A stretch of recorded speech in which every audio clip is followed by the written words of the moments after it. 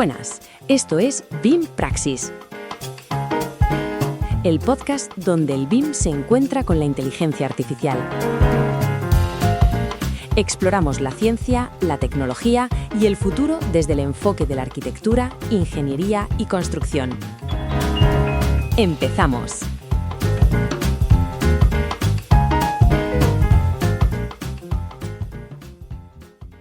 Muy buenas. Bienvenidas, bienvenidos a un nuevo episodio de BIM Praxis. Hoy os traemos el terremoto de la inteligencia artificial. ¿Por qué tu trabajo, la economía y el mundo cambiaron para siempre en febrero de 2026? Y bueno, quiero que quienes nos escuchan hagan un viaje mental muy rápido.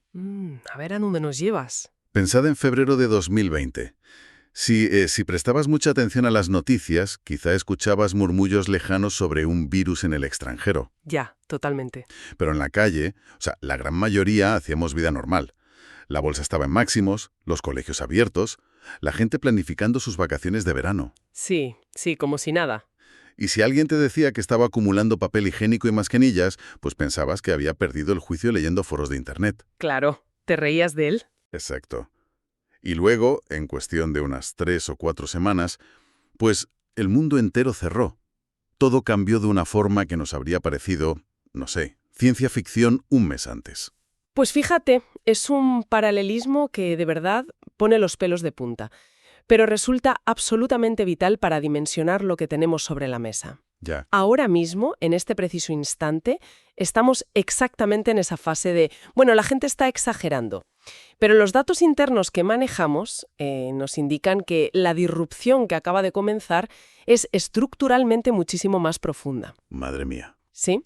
Y más permanente que lo que vivimos en esa pandemia. O sea, sin duda. Y por eso, para intentar entender este, digamos, terremoto invisible, hoy vamos a sumergirnos en 2 fuentes clave que han sacudido los cimientos tanto de Silicon Valley como del sector financiero tradicional. Eso es. Por un lado, tenemos un ensayo que, literalmente, ha roto Internet. Lleva más de 80 millones de visitas desde que se publicó el 9 de febrero de este año, 2026. Una barbaridad. Lo firma Matt Schumer, que bueno, no es un opinólogo cualquiera, sino un desarrollador e inversor de primerísimo nivel en inteligencia artificial. Su texto se titula «Algo grande está sucediendo». Y para no quedarnos solo en la visión de, digamos, los ingenieros, cruzamos esa información con un reportaje demoledor del diario El País, publicado el 14 de febrero de 2026. Ajá. Este artículo analiza el pánico real, o sea, con cifras en la mano, que se ha desatado en Wall Street, además de una alarma sin precedentes en la comunidad de seguridad nacional. Casi nada. Ya te digo. Nuestra misión en este análisis es, pues, rasgar un poco el velo del marketing y extraer qué está pasando exactamente a puerta cerrada en los grandes laboratorios. Pero, para descifrar el impacto existencial y laboral y que nuestra audiencia tenga algo de margen de maniobra, ¿no? Exacto, que no nos pille el toro. Pues vamos directos a los laboratorios, porque para comprender el pánico de Wall Street primero hay que entender que apareció la semana pasada en las pantallas de los informáticos. Hemos cruzado la línea, ya no son promesas teóricas. Es un impacto aplastante. Schumer cuenta en su ensayo que lleva años invirtiendo en esto y que siempre le daba a su familia la versión suavizada de lo que estaba por venir. Para no sonar alarmista, claro. Eso es, pero confiesa que ya no puede disimular. La industria entera está dando la voz de alarma porque el reemplazo masivo que todos creían que afectaría primero a otros sectores. Les acaba de estallar a ellos en la cara. Totalmente. Es que tenemos que marcar una fecha en el calendario, ¿eh? El 5 de febrero de 2026. Vale. Ese día es nuestro punto de inflexión. 2 de los laboratorios más avanzados del planeta lanzaron sus nuevos modelos de forma casi simultánea. Sí. OpenAI y Anthropic, ¿verdad? Exacto. OpenAI presentó el GPT 5.3 Codex y Anthropic sacó al mercado el Claude Opus 4.6. Y lo que describe Schumer no es una simple actualización donde el modelo escribe un poco más rápido. Ya, no es el ChatGPT de hace 2 años. Para nada. Es un cambio de paradigma hacia lo que llamamos IA agéntica o IA autónoma. Él explica que su flujo de trabajo ahora consiste en pedirle al modelo que construya una aplicación web entera. Entera. Entera. Le describe la idea general en inglés normal, sin lenguaje técnico, ¿eh? Luego, Schumer se levanta, se va 4 horas y cuando vuelve, la aplicación no solo existe, sino que está lista para publicarse. Un momento. Un momento. A ver, voy a hacer de abogado del diablo aquí porque mi cabeza no lo procesa. Dime. Cuando me dices que la aplicación está lista, mi mente viaja automáticamente a los modelos de hace un par de años. Claro, los que te daban un bloque de texto gigante. Eso es. Aquellos que te escupían un código larguísimo, plagado de errores, y si intentabas ejecutarlo, pues el programa se caía a pedazos. Ya. ¿Cómo pasamos de un autocompletar glorificado a algo que te da un producto final en 4 horas sin que un humano esté ahí mirando? Pues es que esa es la pregunta clave. Y ahí radica la diferencia fundamental de lo que ocurrió el 5 de febrero. A ver, El modelo ya no se limita a predecir la siguiente palabra, ¿vale? Ahora opera en bucles cerrados de retroalimentación. bucles cerrados. Sí, o sea, escribe decenas de miles de líneas de código, sí. Pero luego hace algo inédito.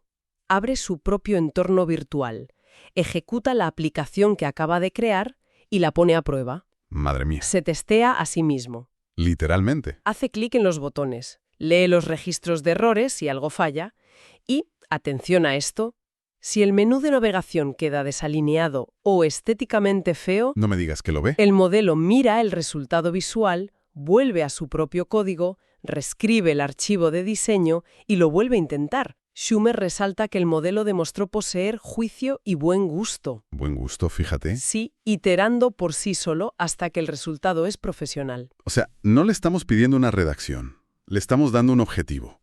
Y él mismo se pelea con los problemas hasta que lo consigue. Exactamente, es autónomo. Claro. Y eso explica el dato de la organización METRE, que cita una de nuestras fuentes. Esta gente se dedica a medir capacidades reales. O sea, no en pruebas teóricas de laboratorio, sino en horas de trabajo humano. Ajá, los benchmarks de Meter, sí. Decían que hace apenas un año, la IA resolvía tareas de 10 minutos de forma autónoma. ¿Solo 10 minutos? Sí, pero en noviembre pasado con el modelo anterior, ya completaba tareas que a un experto humano le llevarían casi 5 horas. Y el ritmo de mejora es lo que rompe todos nuestros esquemas mentales. Esa capacidad de resolución, o sea, esa ventana de tiempo que la IA puede gestionar sin que un humano le lleve de la mano, Se está duplicando cada poco, ¿no? se duplica cada 4 a 7 meses. Uf. Nos sigue una curva lineal, o sea, es completamente exponencial. Es que el problema de los humanos es que pensamos de forma lineal. A mí esto me recuerda a una inundación. ¿Cómo es eso? Pues que no es como encender un interruptor y de repente la habitación está llena de agua de golpe. Ya. Es como darte cuenta de que el agua ha estado subiendo lentamente, milímetro a milímetro. Y claro, como no te llega ni a los tobillos, pues sigues haciendo tus cosas. Te confías. Exacto. Y de repente miras hacia abajo, ves que la tienes a la altura del pecho y te das cuenta de que no sabes nadar. Qué buena analogía, de verdad. Ilustra perfectamente la trampa en la que cae la mayoría. Totalmente. Y si aplicamos esa capacidad de resolución autónoma al propio sector tecnológico, llegamos al descubrimiento más profundo de las fuentes que analizamos hoy. A ver, cuenta. Piénsalo.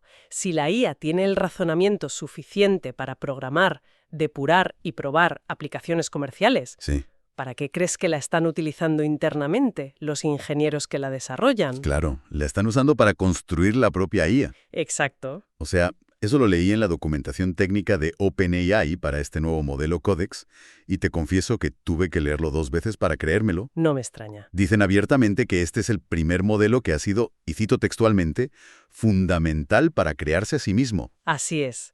Ya no son solo los humanos, picando código para mejorar la red neuronal. El propio modelo GPT-5.3 depuró su entrenamiento, gestionó partes de su despliegue en los servidores y hasta diagnosticó los cuellos de botella en sus propios resultados. Es de locos. Y Darío Amodei, el CEO de Anthropic, confirmó una dinámica idéntica en su empresa. O sea, la inteligencia artificial ya escribe gran parte del código fundacional de su organización. ¡Madre mía! Amodei pronostica que estamos a tan solo 1 o 2 años de que la generación actual de IA construya la siguiente generación de manera completamente autónoma. Espera, frena un segundo porque la magnitud de esto es mareante. Lo sé, da vértigo. A ver si lo entiendo. Si la IA actual se utiliza para escribir el código que hace avanzar y evolucionar a la propia IA del futuro, Sí, ¿no significa eso que los mayores genios del planeta, o sea, los humanos que inventaron todo este tinglado, se acaban de diseñar su propio despido? literalmente. Han automatizado su propia genialidad. Has dado en el clavo. Es lo que en la industria se conoce como una explosión de inteligencia. Explosión de inteligencia, vale. Es un bucle. Una mente artificial crea otra mente que es, pongamos, un 20% más inteligente y rápida. Ajá. Esa nueva mente, como es más rápida, tarda la mitad de tiempo en crear la siguiente, que será aún mejor. Y así sucesivamente. Eso es. Los ciclos de investigación y desarrollo que antes tomaban años pasan a meses, luego a semanas y eventualmente a días. Increíble. Y claro, si los creadores de esta tecnología están siendo desplazados en su propio juego, pues será cuestión de tiempo que la onda expansiva golpeara al resto del mundo. Claro, lo que nos adentra de lleno en el reportaje de El País y en por qué Wall Street está perdiendo los nervios por completo. Sí, el pánico es real. A ver, yo entiendo que un programador de Silicon Valley esté sudando frío ahora mismo. Es lógico. Claro. Pero, ¿por qué los grandes inversores de bolsa, que están lejísimos de los laboratorios, han empezado a castigar tan duramente a las empresas de software y videojuegos tradicionales? O sea, que un ingeniero pierda su empleo no hunde el mercado bursátil por sí solo. No lo hunde, pero lo que Wall Street ha comprendido es que el foso defensivo de esas empresas acaba de evaporarse. ¿El foso defensivo? Sí, su barrera de protección. El valor de una gran empresa de software radicaba en que tenía a miles de ingenieros hiperespecializados creando un producto dificilísimo de replicar. Claro, costaba millones hacer un videojuego. Exacto. Pero si un chaval de 15 años en su habitación puede decirle a su ordenador, usando su propia voz, créame un videojuego de rol ambientado en Marte con este estilo gráfico y optimízalo para móviles, Ya. y el ordenador lo hace en unas horas, pues la barrera de entrada para crear tecnología cae a cero absoluto. El producto tecnológico deja de ser un bien escaso. Ya entiendo. Y por eso las cifras de inversión que menciona el artículo demuestran que las grandes tecnológicas saben perfectamente que estamos en un escenario de el ganador se lo lleva todo. O lo dominas ahora o estás fuera. Solo para este año 2026, gigantes como Alphabet, Amazon, Meta y Microsoft han comprometido más de 650.000 millones de dólares exclusivamente en inteligencia artificial. Detengámonos en esa cifra un momento, porque el cerebro humano no está diseñado para procesarla fácilmente. 650.000 millones. ¿En un solo año? En un solo año, sí. El reportaje de El País lo pone en perspectiva histórica y dice que esta inversión supera, ajustada a la inflación, lo que costó toda la expansión del ferrocarril en el siglo XIX. ¡Ostras! O la totalidad del programa espacial Apolo de la NASA. ¡Madre mía! Más que llevar al hombre a la luna. Es una movilización de capital sin precedentes. Anthropic, la creadora de Cloud, acaba de ser valorada en 380.000 millones de dólares, fíjate, tras recaudar 30.000 millones de una tacada. Pero, ¿y a dónde va tanto dinero? Pues todo ese dinero va destinado a construir centros de datos titánicos y a asegurar plantas de energía enteras, porque la IA agéntica consume una cantidad monstruosa de electricidad al razonar. Ya, claro, los servidores. Pero bueno, sé perfectamente lo que estará pensando parte de nuestra audiencia en este momento. A ver, dime. Seguro que alguien dirá, bueno, yo probé ChatGPT en 2023. Le pedí que me resumiera un PDF y se inventó la mitad de los datos. Esta gente de Wall Street vive en una burbuja. Ah, el clásico escepticismo, claro. Exacto. Pero el ensayo de Matt Schumer ataca ese escepticismo de frente. Y con razón. Dice que juzgar el impacto de lo que pasó la semana pasada, basándote en la versión gratuita de hace 2 o 3 años, es literalmente como decir que los smartphones nunca van a funcionar porque en el año 2005 intentaste navegar por Internet con un teléfono de tapa. Tal cual. Y fue una experiencia horrible, ¿verdad? Horrible, sí. Es que es una trampa cognitiva peligrosísima. Creer que las limitaciones del pasado dictan el techo del futuro. Totalmente. Y Schumer hace una distinción vital sobre por qué esto no es comparable a otras revoluciones tecnológicas. En la revolución industrial automatizamos la fuerza física, ¿vale? Sí, las máquinas de vapor y eso, exacto. Si un telar mecánico destruía tu trabajo manual, podías formarte para ser oficinista o contable. Cuando llegó Internet, si cerraba tu tienda física, podías reciclarte en logística o comercio electrónico.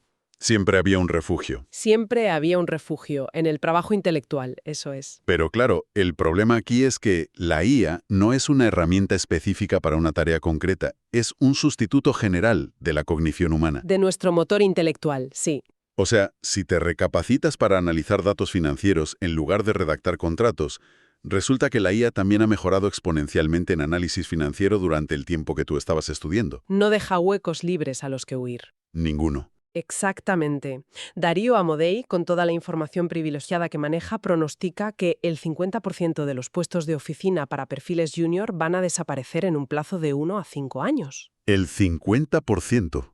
¡Qué locura! Sí, hablamos de tareas de análisis en bufetes de abogados, auditorías financieras, diagnósticos médicos preliminares y atención al cliente compleja. Tela. Schumer relata el caso de un socio director de un importante bufete que ya pasa horas interactuando con los modelos de IA. ¿Para qué? ¿Para probarlos? No por curiosidad técnica, no, sino porque le entregan una jurisprudencia y un análisis de contratos inmensamente superior al que le proporcionan sus asociados humanos recién salidos de la universidad.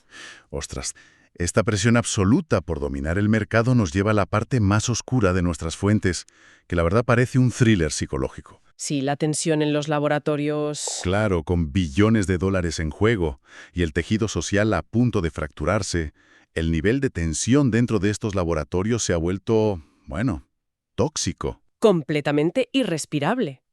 El reportaje resalta una ola de dimisiones en los altos cargos de seguridad y ética. Y los motivos no son que quieran un aumento de sueldo, precisamente. ¿Qué va? Las razones son profundamente existenciales. Tomemos el caso de Zoe Hitzig. Ah, sí, la doctora en Harvard. Esa misma. Hasta hace poco era una investigadora clave en OpenAI, pues ella dimite tras publicar una columna en el New York Times advirtiendo de una deriva ética espeluznante. ¿Qué estaba pasando? Pues que los usuarios están interactuando con estos modelos avanzados como si fueran terapeutas, confesándoles sus traumas, miedos y las vulnerabilidades más íntimas. Claro, le cuentas todo a la máquina. Y Hitzig alerta de que las empresas están perfilando emocionalmente a los usuarios con una precisión milimétrica, monetizando esa conexión pseudohumana para ofrecer publicidad hiperdirigida y manipulación conductual a una escala inédita.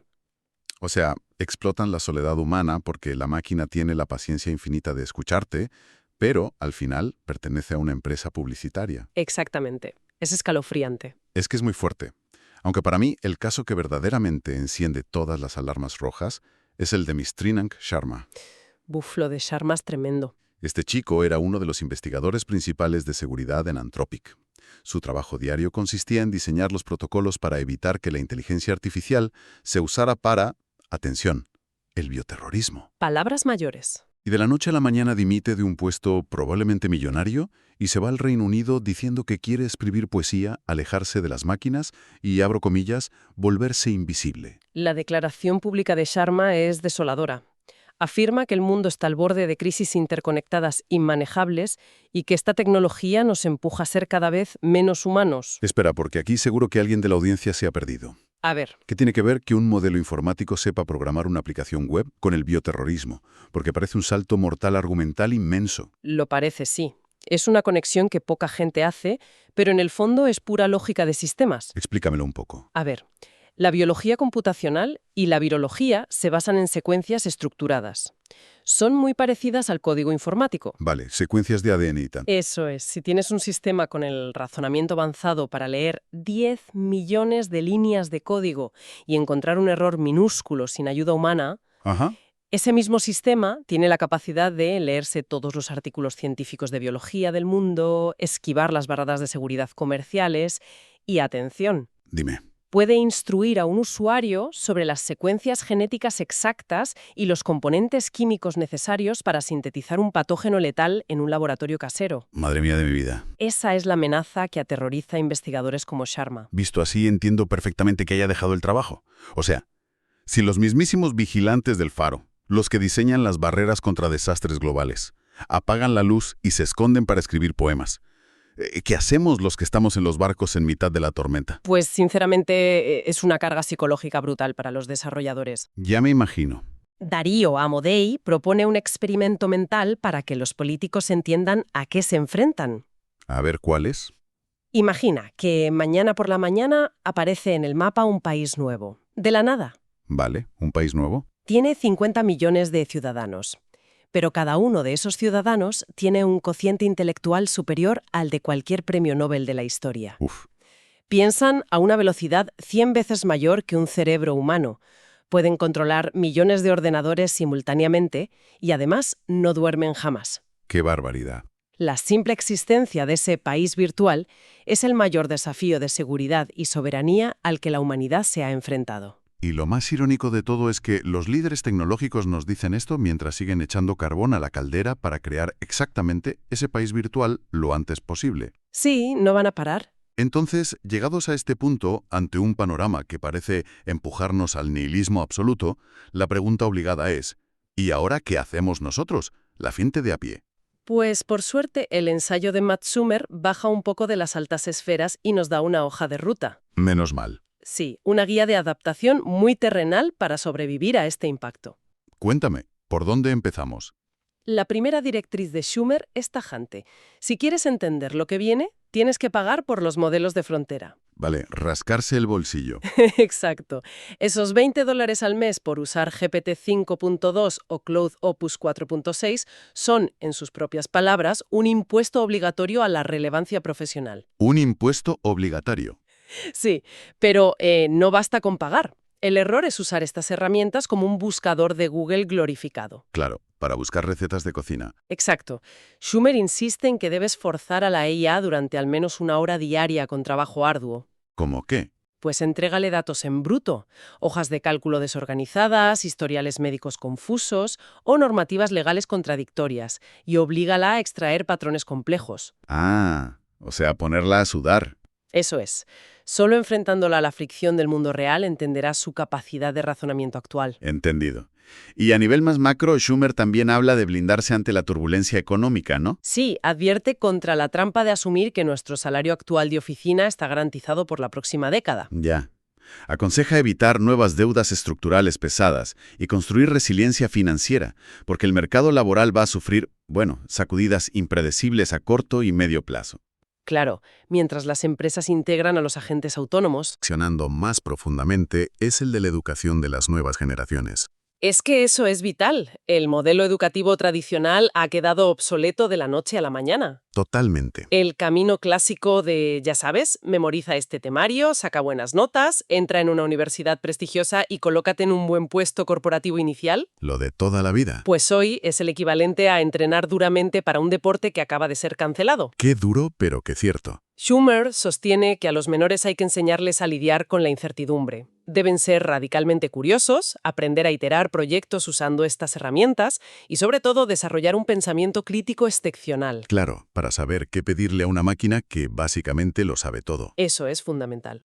Pero ojo, que no quiero que nos quedemos solo con la sensación de catástrofe inminente y que vamos a perder todos el trabajo. No, hay un lado positivo. El propio Schumer señala que estamos ante la mayor democratización de la capacidad creadora de la historia. La barrera para emprender, para materializar una idea, ya no existe. Es que es verdad, ha desaparecido. Si antes querías desarrollar una plataforma digital o escribir una novela histórica bien documentada, o yo qué sé, analizar los datos de tu pequeña empresa, necesitabas o mucho dinero para contratar expertos o años para aprender tú mismo. Y ahora tienes al mejor tutor, programador, analista y creativo del mundo trabajando en tu escritorio. A tu entera disposición, 24 horas al día. Esa es exactamente la dualidad del momento en el que vivimos. La IA va a devastar los empleos basados en procesos mecánicos y cognitivos rutinarios, sin duda. Sí. A la estratosfera, a las personas que actúen como directores de orquesta. Directores de orquesta, me gusta eso. Aquellos que tengan la visión, la audacia y la adaptabilidad para coordinar a estos agentes artificiales hacia objetivos valiosos, tendrán un potencial ilimitado. En resumen, si tuviéramos que destilar el aprendizaje vital de todo esto, la ventaja competitiva en el mercado de 2026 en adelante ya no es ser el máximo experto en una herramienta concreta. No, para nada.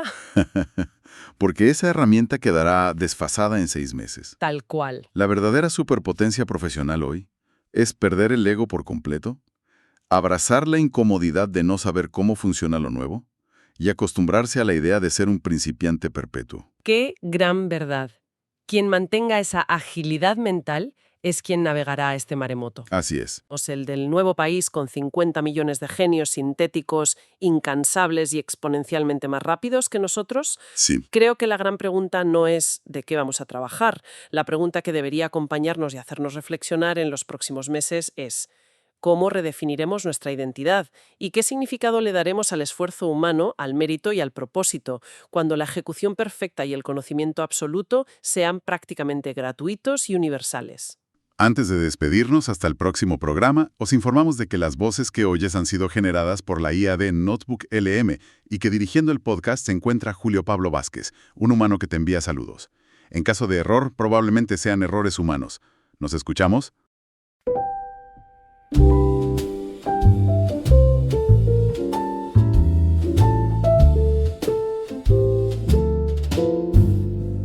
Y hasta aquí el episodio de hoy. Muchas gracias por tu atención.